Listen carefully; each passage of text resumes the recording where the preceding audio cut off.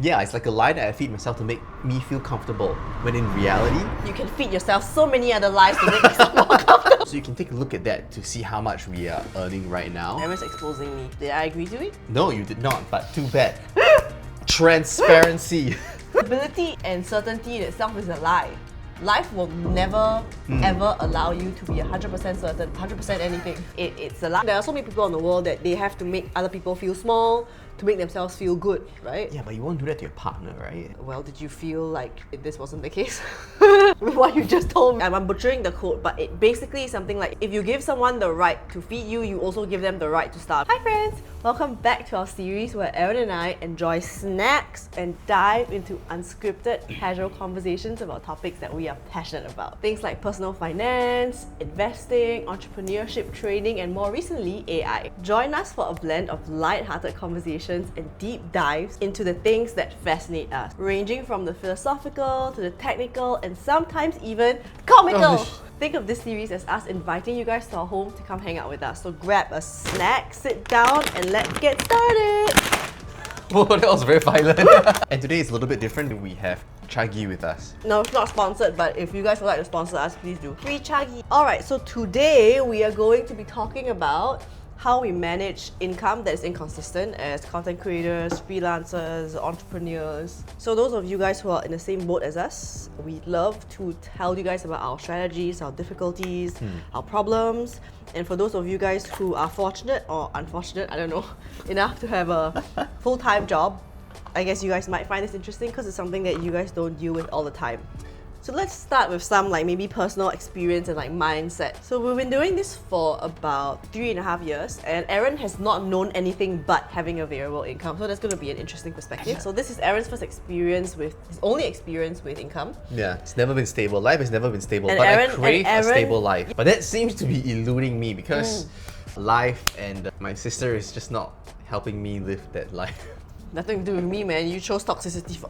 So back to topic at hand. We've been doing this for a while now, so I think it's going to be interesting to talk about our feelings about it, just to give you guys some context about our personalities as well. We've been doing this for 3 years and right now business is doing pretty well. I think one of the previous videos that I was doing, we shared a little bit of our income. We basically share the same income, so you can take a look at that to see how much we are earning right now. Aaron's exposing me. Did I agree to it? No, you did not, but too bad. Transparency. From there, you roughly know how much we're making, and I feel like it's not too bad of an income, especially considering that I just graduated. Oh, it's actually been quite a while. Now it's almost 2 years already. People's salary don't jump that much. Yeah. As a physio graduate in 2 years. So for context, I studied physiotherapy. My pay was supposed to be set in stone, especially if I went to the public sector. I already knew how much I was going to make. Doing this and building our own business has allowed me to more or less double our income, or my anticipated income. But every single time Aaron says this, I always remind him it could halve tomorrow. Yes, and again, if for whatever reason we don't make any money for the rest of this year, then our income will shrink back down to a physio same as level. last year? We never really know, and that's the thing Yeah. about business. But being able to do this now for 3 years-ish, I feel like there's some little bits of things that we can share and hopefully inspire more people like myself. Who generally wouldn't dip their toes into entrepreneurship. Yeah. Or just being self-employed in general. We're going to talk about the strategies that we've implemented in our business and our personal lives to kind of work around the ups and downs and the uncertainties of doing your own thing. Not knowing when your next paycheck is coming. So I love stability. I crave stability. Every day I wake up and I feel scared because there's no He's a stability. very boring in my- person. There is some truth to that as well, but that's who I am. And as someone who craves stability, I am doing something that is the complete opposite of what I want to do. I wouldn't say I'm free-spirited because I'm not, but I'm just less anxious about uncertainty and I'm more optimistic about my ability to make money and fend for myself in the world. It is not based on any sound logic, by the way. Yeah, doesn't have to be. It's been working out fine. That's true, though. That's true. How has your overthinking and logic been working out for you? Working out just fine as well. I mean, look at us. It's been working out fine because Aaron's mindset has shifted to be more comfortable with uncertainty, to be able to sit in uncertainty, right? Yeah, more or less. I wouldn't say I thrive on uncertainty, but it definitely makes life worth living. it's more fun. There are just a lot more things about doing my own thing and entrepreneurship that I like more than having a stable job. Like, who doesn't like a high but stable income, right? But if I have to go into the office and do the same thing every single day, I don't think it's worth it. Because what this allows me to do is a different thing every day if I so please. You get what I mean? That's something that makes me happy. I also think that I'm just a little bit more optimistic. I feel like with the world as it is today, there's just no way that I won't be able to make money to survive. Elaborate a bit more on. There are so many avenues to generate income, especially with e-commerce, content creation, with the advent of AI, everything, that unless you are extremely lazy, there's just no way you're gonna starve. And the thing is, I feel like a stable job is in itself a fallacy. There's a quote I heard recently when I was watching Diary of a CEO. I think it was Nisha Shah, the finance YouTuber, that said that she heard a quote from someone else. So I don't know who the quote. I don't know who to attribute the quote to. But basically, if you give someone the means, okay, I'm butchering the quote, but it basically is something like, if you give someone the right to feed you, you also give them the right to starve you. She talked about how when she was working in investment banking, she looked up to her direct supervisor, and that supervisor to her was kind of like a mentor, someone that she trusted, someone that she wanted to be like. And she said that that mentor believed so much in the fallacy or the belief that if you have a stable job, you will be safe. And then that mentor got fired and let go. And then Nisha replaced her. And she was like, oh crap, what do I do now? It's a lie. It's all a lie. It's all a lie. Yeah, and with all the unemployment and the firing and layoffs that are all happening, at least if you build something for yourself, let's say your industry fails, right? Like, oh, this particular sector does not need social media anymore, it does not need content, or whatever it is, you can pivot very quickly. But if you only had a full-time job and you only did one thing every single day, or like 2 or 3 things every single day, what are you gonna do when the industry collapses and you can't find a job anymore? Yeah, Sarah's been saying that from the very start when I said that I really want something stable. I want a full-time job just so that I can feel that stability. But in actual fact, it does not actually produce that stability. It's a lie that you feed yourself. Yeah, it's like a lie that I feed myself to make me feel comfortable. When in reality, you can feed yourself so many other lies to make yourself more comfortable. The thing is that like stability and certainty in itself is a lie. Life will never ever allow you to be 100% certain, 100% anything. Everything that you want, it's a lie. And when I think that truth finally sank in, then it made me realize that doing what I do actually produces more stability in the long run. For some reason, just not seeing that stable cash flow coming in every single month doesn't make me feel stable. But I know that what I'm doing, it actually provides more stability because now I am in control. And if you can manage your money properly as well, then you won't be in troubles, because on years that you have a lot of money, then you save it. Yeah, you don't waste money to buy like a Mac Studio and a Mac. Yeah, but I've also been shopping a lot, so. Which brings us to our first question actually, which is, like somehow we got to that. Yeah. Speaking of AI, I got my best friend Claude to come up with some questions for us so that we can discuss them. And they're quite interesting. So the very first question is, have you ever noticed yourself going into feast or famine mode?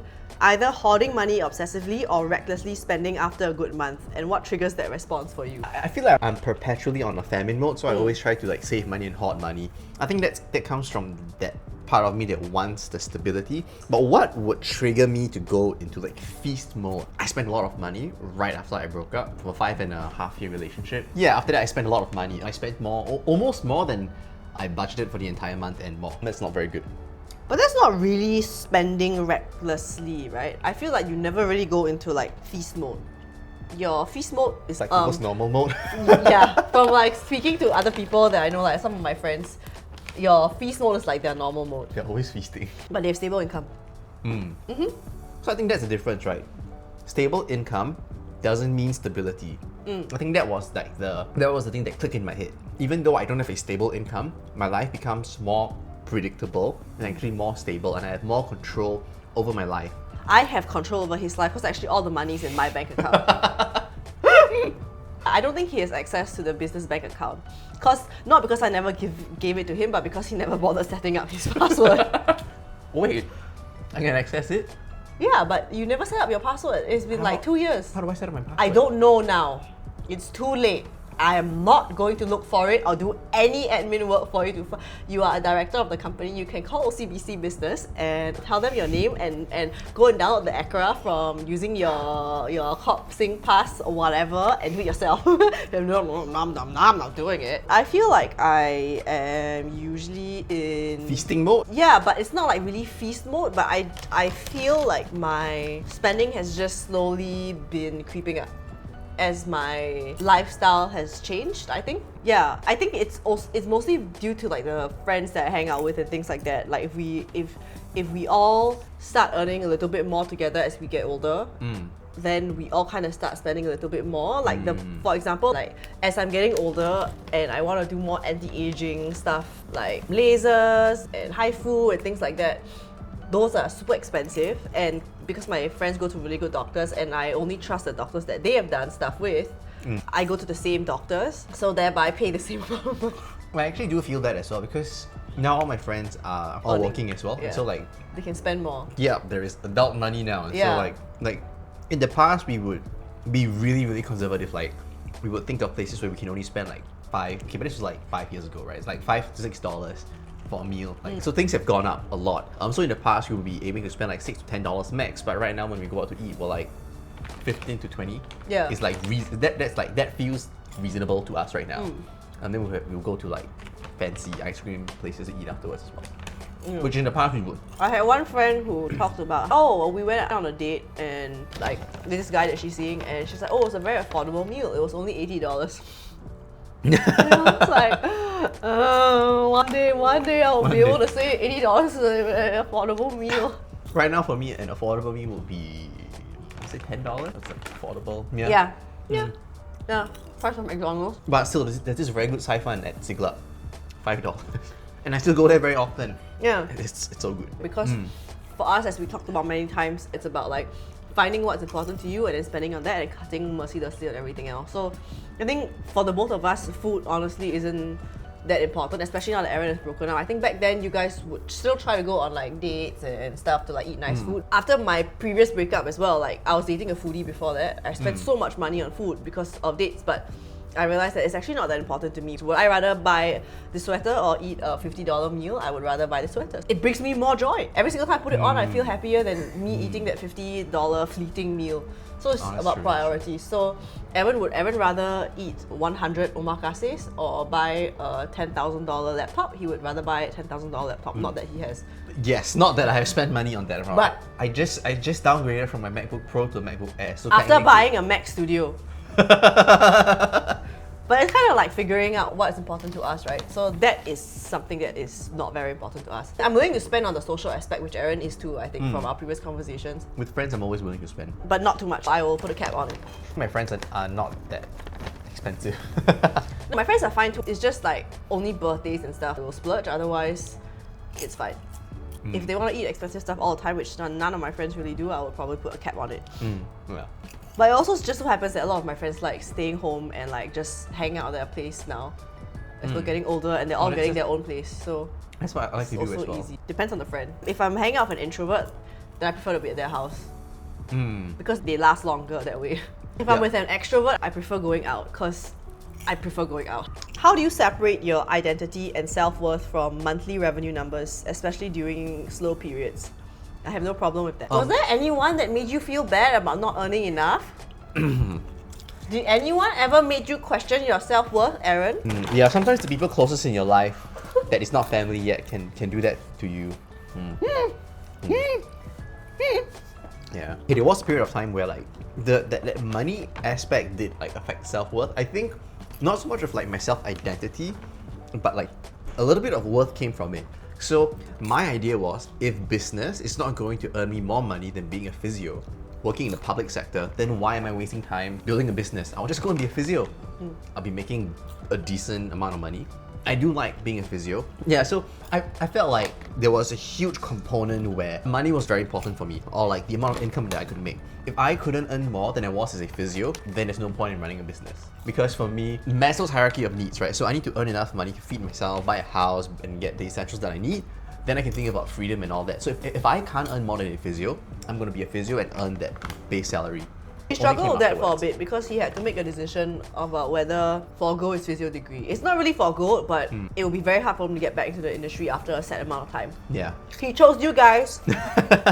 It chose this life, the unstable income life. What did we talk about? It is a fantasy. But yeah, I think for me, I wouldn't say I struggle with it during slow periods. I think I struggled with it for a while when we were working on the business, but I was earning a lot less than my friends. I wouldn't say it affected my self-worth, it just affected my mood because I couldn't shop as much. I don't know, it just wasn't fun to see everybody else out there able to live a comfortable life while, I wouldn't say I was struggling, because we're very blessed to be living in like this huge, nice house with our parents. Yeah.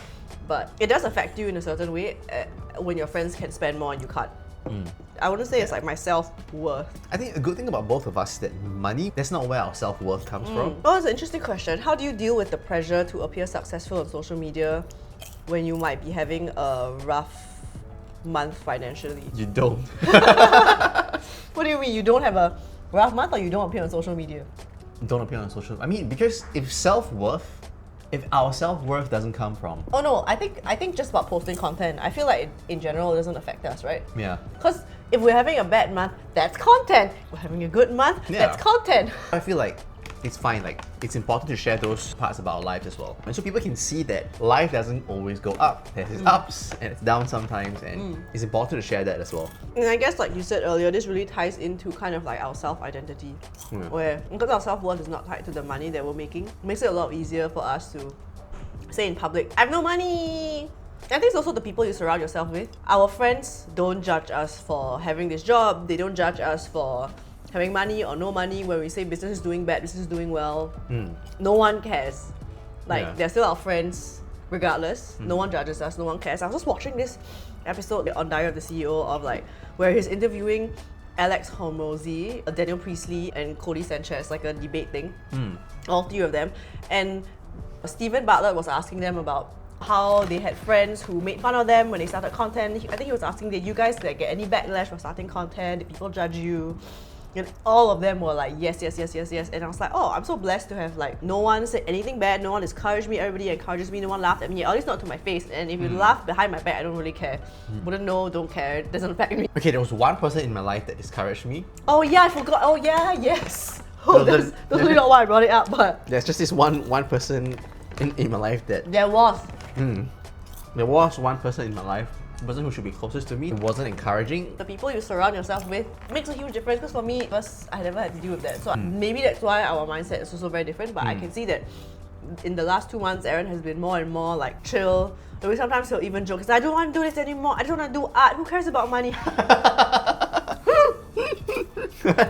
That's true. Okay, so even though we say that we're variable income, technically some of our income is fixed. It's just not as fixed as a full-time job, but it's a recurring monthly payment and it's a contract.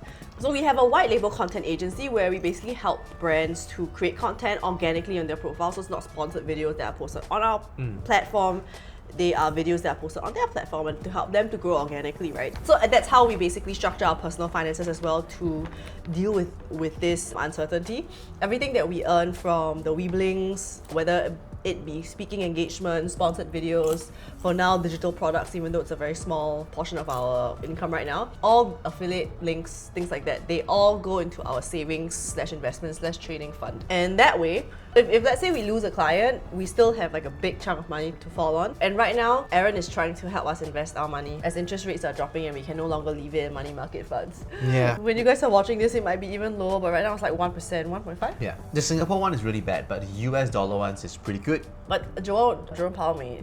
No, he's not going to be cutting interest rates. At least based on the more recent news that I'm reading. I don't know when this episode is coming out, but at this moment, he doesn't plan to. There's 2 mandates to the Federal Reserve to keep unemployment low and to ensure that inflation is low. Unfortunately, if you cut interest rates, you tend to get higher inflation. And so they don't want to do that. The Federal Reserve doesn't want to do that. But if you keep interest rates too high, the unemployment gets worse. Yeah. It slows down the economy. So right now, for the first half of the year, we can see that inflation is being well controlled and unemployment was low. There was no need to adjust interest rates. But right now, with unemployment numbers creeping up, the Federal Reserve may drop interest rates. But then, with the tariffs, inflation may go up, and then the Federal Reserve wouldn't cut rates. So the Federal Reserve right now is in a tough spot. I do think that they might hold interest rates a little bit higher as well, for a little while longer. But based off the trend of Aaron's editing speed, you guys will probably know the answer by now. Okay, so one strategy we've employed is to, one, find fixed income.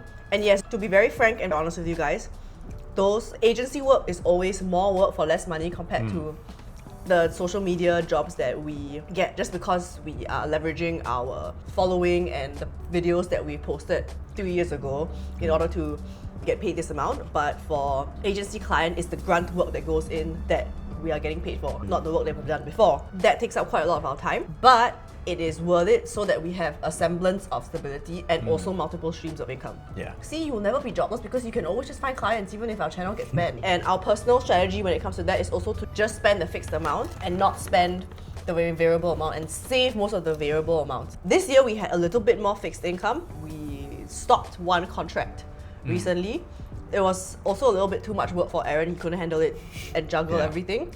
But now he's a little bit more okay with less fixed and more variable, just because he's willing to take the risk and the leverage is higher as well. But if our spending increases as month per month, then the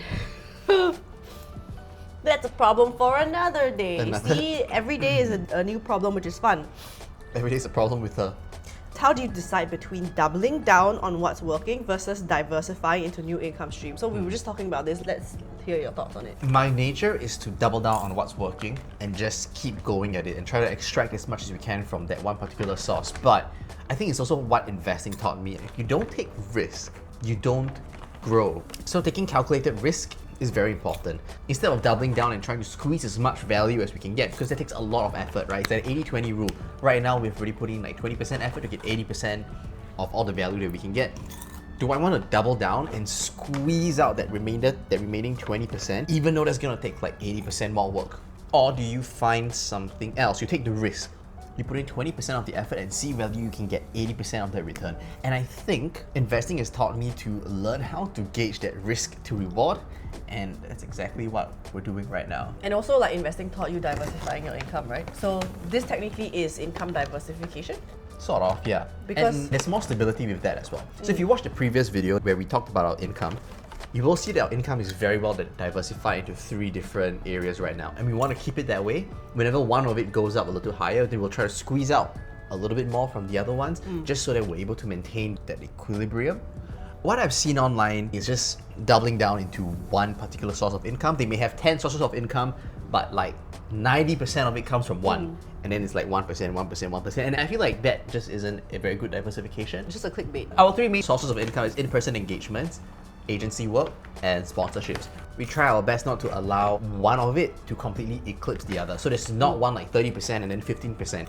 Everything is more or less even. But ideally, we would want 4. I think 4 to 5 sources of digital income. products being like 25%. Let's see if we can grow into that. Is there a relationship between how much creative risk you're willing to take and how much financial risk you can handle? Art over money. What's your number? I don't per month? know. How do you So like, I guess quantify that? How do you quantify creativity? like, no, just risk that you're willing to take. Risk. So as long as he's earning more than $5,000 a month. As long as I'm earning more than what I would make as a physiotherapist in the public sector, that's enough. Because that's the benchmark that I want to beat. Do I have a number? I think my number is like $5,000 a month. Well, it probably increase with age, but right now it's $5,000 a month. I think we already kind of answered this, but what's your backup plan if your main income source, whether it's platform, client type, or industry, suddenly disappears? Also, number 1, like Aaron said, we have 3 sources of income. It's kind of like 30, 30, 30 right now. So even if one disappears, it's still fine. We still have time and buffer to build up another stream of income. It wouldn't be super worrying, which is why diversification is super important. Yeah. And secondly, if it suddenly disappears, we will just find another one. Yeah, we'll just find Yeah. another one. Yeah. But it's also the skill sets that we have. We can easily just focus on the business and agency side. We've got the skill sets, we know how to get clients, we kind of know how to manage people, maybe grow a team if we want to. I think right now we can talk about how we personally manage our money, because when it comes to business, we've already told you guys our strategy, but if you guys have any kind of suggestions or if you have experience with this as well, I think it would be great to hear from you guys. So you can just leave them in the comments below. And if you're liking this video, you can also subscribe.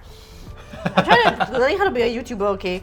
Okay, so now when it comes to our personal budgeting, we sell it online anyway. Hey, this video is not sponsored by anyone, so it's sponsored by me. Can you please, if you're interested in finance budgeting / forecasting template for the rest of the year or even for New Year's, please check that out. And we also have an expense tracker template that is new, and some of you guys have already been supporting and buying. We just had a new sale like yesterday. So the way I manage my personal finances would be on a yearly basis. So I've seen other creators online who mostly have full-time jobs. They do it every single month or every bi-weekly, because I think in America you guys get paid every 2 weeks, which is so wild. Oh really? Yeah. Oh, that's strange. In your country, do you guys get paid every month or every 2 weeks?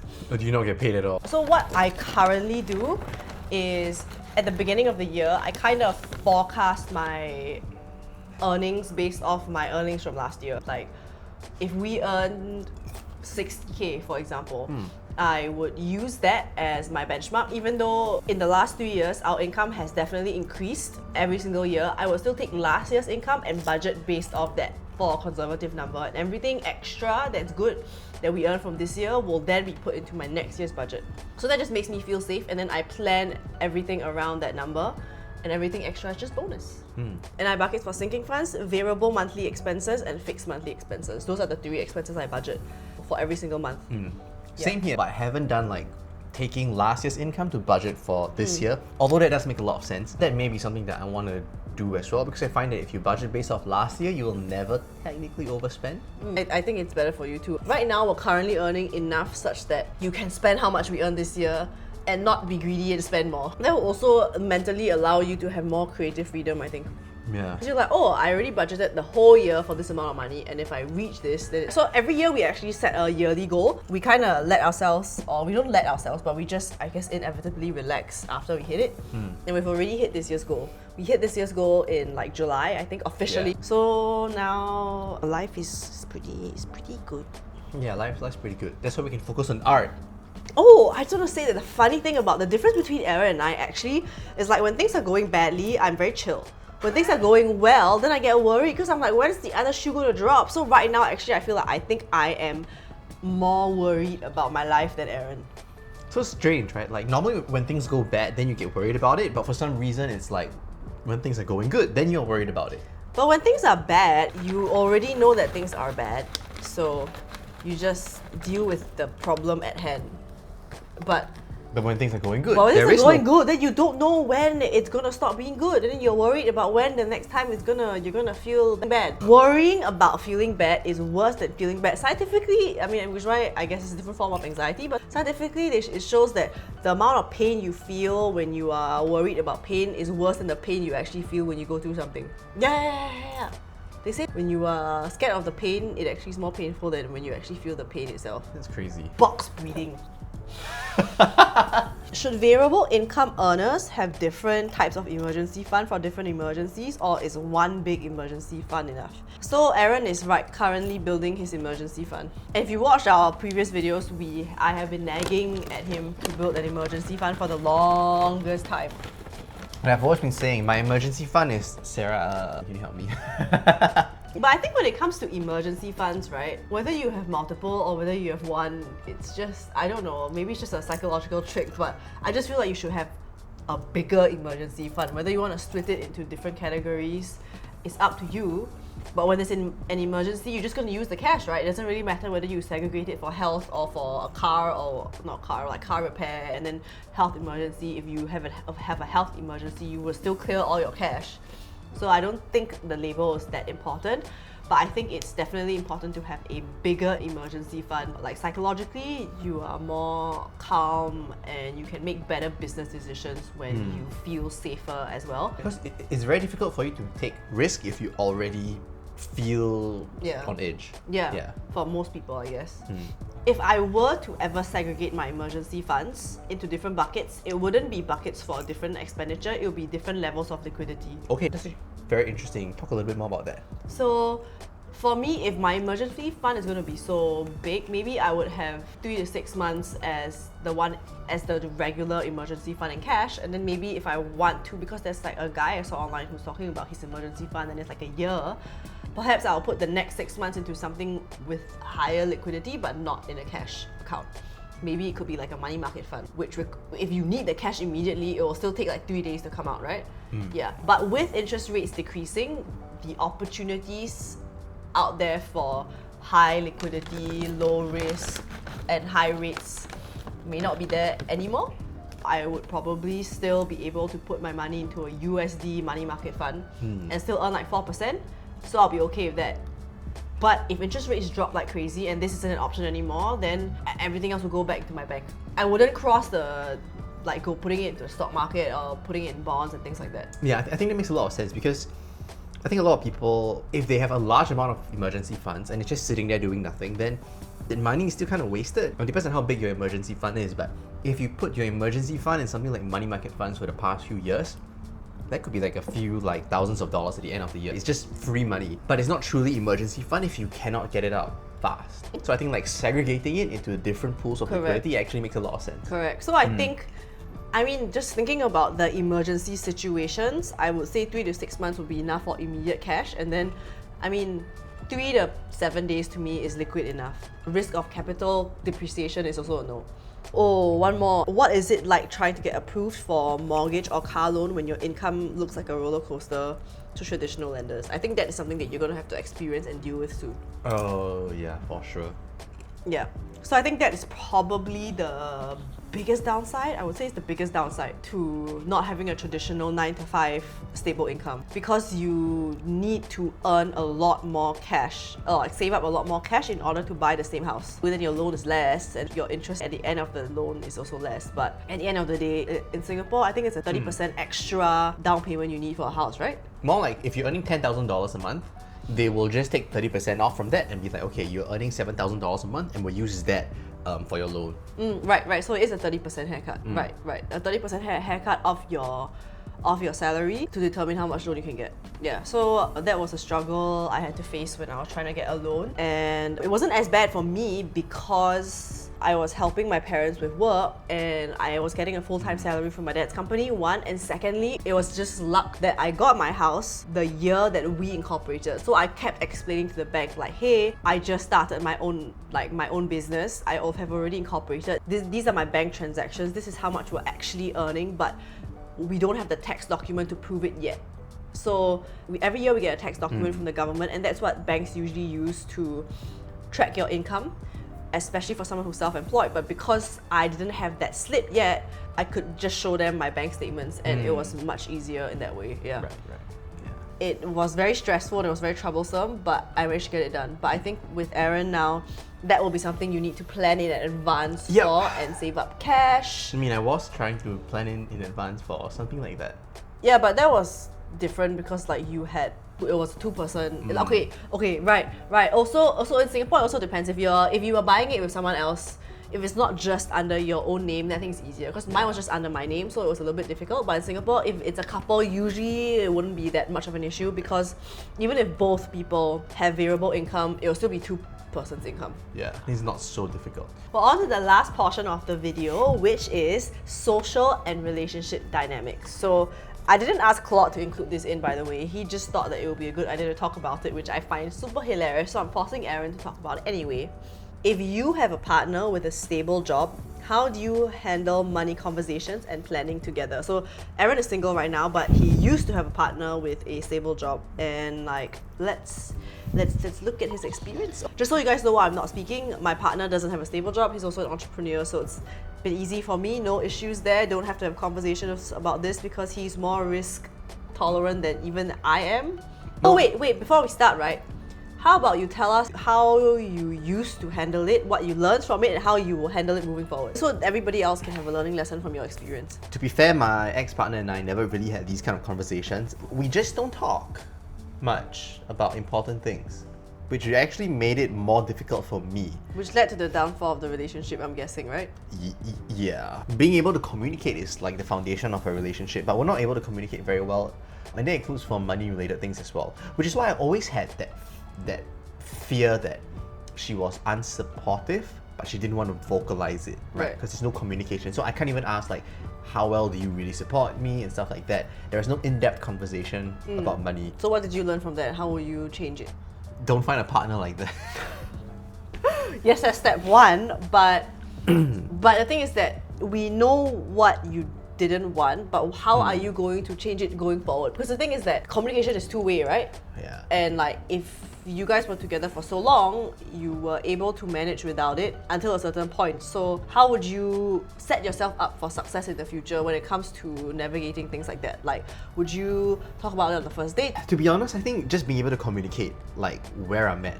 Like, doing business, especially, and putting myself online as well, it may not be the most comfortable thing for a lot of people, especially for your partner to do. So I think I got to communicate that very well as one well. thing also, to be fair, when Aaron started dating his ex-partner, he was in university and this hadn't even started yet. So you didn't feel the need to communicate about this and talk about these things because they were less uncertain. And the both of you were in healthcare, so you guys already knew what each other were gonna make. Yeah. Right. So there was no need for that. But I think being able to communicate about important things, especially things related to money, and set expectations is going to be very important. So how would you like to handle these conversations and plan? I think for these kind of conversations, So if you guys are interested in dating Aaron, please listen up. I think number one for myself is being open and honest enough to share like where I think I will be going and what is the worst case scenario. I think being able to share the worst case scenario and have my partner be comfortable with that would probably alleviate a lot of stress from me. Because even though we never had that money conversation, it didn't, in a sense, break the relationship, but it made me feel very uncomfortable because I don't really know what my partner is thinking, and that just stresses me out a lot because I don't know if I take a certain business risk, will she be comfortable with it? Because I feel like when you're in a relationship, it's the two of you, right? And if I'm Correct. taking risk that makes her feel very uncomfortable, it's not fair for her, and it will also affect the relationship. And it depends on the stage of relationship, right? If you're on a first date, you don't give a crap whether they care, like whether they're affected by it. But if you're already like in a 2-year-long, serious, committed relationship, that's when your decisions will affect them and their decisions will affect you, right? Yeah, but I feel like sharing these things very early on in the relationships, or maybe even before we start dating, is very important so that whoever is going to be coming into my life is already mentally prepared. And I think finding someone who can actually communicate those thoughts to me is very important as well, because maybe at the start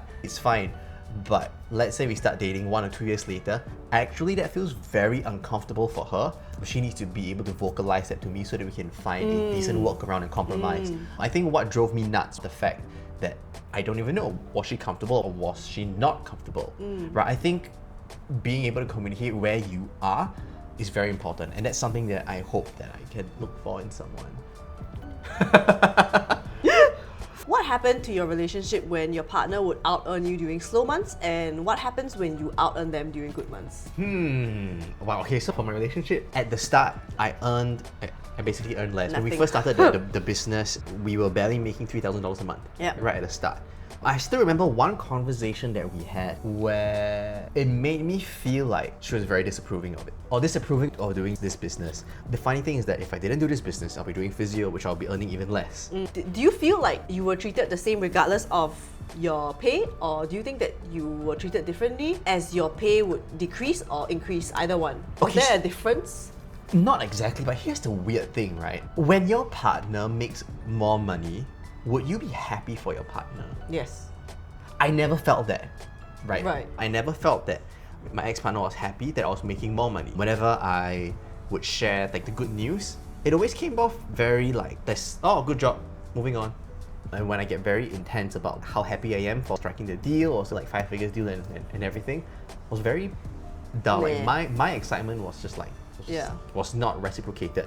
And when you lost the deal? But whenever things were going bad, there's a lot to be said, and there was excitement from that, which was just, it's again how I feel. I don't know. What do you mean by excitement from the bad things? Whenever there's negative news, whenever things don't do well, there is just this sense where, oh, now they're like, there was more response from that. Again, this is just how I feel. It could be miscommunication, it could be miscommunicated, but at least how I felt was, it just felt very strange. Then what about the other way around? Like when she has something good that happens to her, are you also very expressive? I would think so. I mean, I genuinely feel very happy. He's very happy to see my partner succeed. That's true. I mean, I have to say, to be fair, like he was always very vocal about how proud he was of her and things like that, and like all the very positive stuff. So I only found out all the negative stuff after the break. What is it like when your partner's friends or family make comments about your unstable career choice, and how do you handle that as a couple? She did mention once that like there was a group of friends who did question her like why she wants to date someone like me who probably is not earning enough, doesn't have a real job and stuff like that. Never happened to me in real life. So the things that when she said that to you, how did you guys handle it? I wasn't there, so I don't know how she handled it. No, how did she tell you about it? Like, because these are very sensitive things to talk about, right? Like, if I had friends that were making fun of my boyfriend and I were to broach the subject, there are so many ways I could go about doing it, right? It could be like, haha, they make fun of you. Or it can be like, they make fun of you and I slap them in the face. Or it can be like, you see all these idiots don't understand. Or it can be like, you're so embarrassing, why you embarrass me? There are so many ways to go about that conversation. Okay, so the thing is, she never bothered to understand how our business was really run. She has no idea, she has no clue, and stuff After like 5.5 years. yeah, she has almost no clue about anything that I do. Like I said, there's not much communication involved, especially with the deeper stuff, the things that are important to me and I want to talk about. Normally, there's not much conversation about that. So I don't think she really knows. And so from what I gathered from the few times where she mentioned this, she just tries to dodge the question and just be like, oh no, he's making some money, and just like walks, that just ignores that conversation. I don't know If anyone said that about my partner, I'll slap them. Yeah, I mean, the person probably didn't mean harm, but it's just curious, right? Yeah. But it was the way that she told you about it that made you upset? I think- or were you upset? I don't know, I assume that you were upset. I wouldn't say I was upset, but it's more like her inability to even share what I'm doing makes me feel sad. My partner is unable to explain to other people what my passion is about, what my business is about. To be honest, online I see a lot of people like that. They make a joke or meme out of it, which I guess would not be someone that everyone wants to date in the future. I mean, you don't have to do what I'm doing, but just that like, aren't you curious to just know, like, Don't you care enough Yeah. about me as a person? yeah, I think that was more of what triggered me, more than her not being able to defend me. And it's not like this is just a job for me, this is like our passion, this is what I enjoy doing, which made me a little bit sad. This is like therapy session.